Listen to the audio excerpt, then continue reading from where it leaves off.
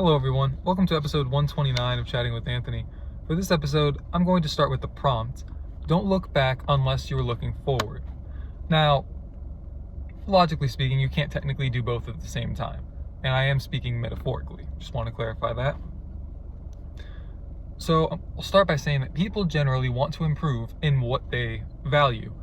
I think most of us could agree that improvements, especially efficiently improving at something, is a challenge. It takes time, determination, effort, grit, whatever. Throw in all the throw in all the adjectives. It takes hard work, essentially. If you want to move forward, you have to progressively overload what you are doing in order to, reach failure, essentially, and then you can reassess, plan, and try again.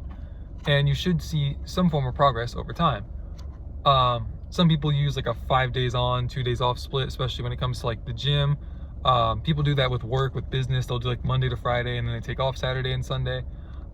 Generally speaking, the more work you put in, the more output you'll get. And although there is a bit of a curve to how many gains you will get, like it depends on what it is exactly you're trying to improve upon. But these are all methods that we can use to improve. And that is the whole point of this video. It's why do we tend to look back at what we have done when we're always trying to look forward at what we can do? Well, to put it simply, there are many lessons to be learned from moving backwards. If you look at something like roadblocks, they're a part of treading new ground. Now, roadblocks are annoying, they're not hazardous per se, but they tend to protect you from something that could be really hazardous. But at the same time, we don't want to deal with them. Like, we just want smooth sailing. But if everything is going smoothly, how do we grow? Right? Like, roadblocks are a part of improvement. Really, there's a part of, moving forward. You can't just keep going down the same path forever and ever. Like, there's going to be a point where you're going to have to make some level of diversion. And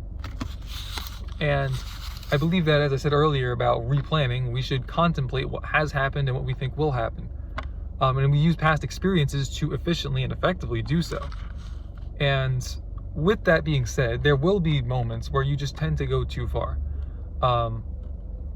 If you keep going and going and going and going, you're going to realize sooner or later you couldn't have planned for everything that happened.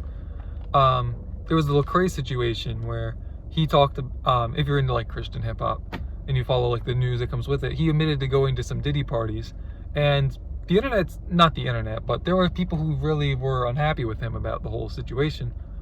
But he made it clear, like, look, I didn't do anything. I did see some things, and they warned me not to stay this long, but I did, and I found out why I shouldn't have stayed that long. And he was upfront about that, and I respect him for that.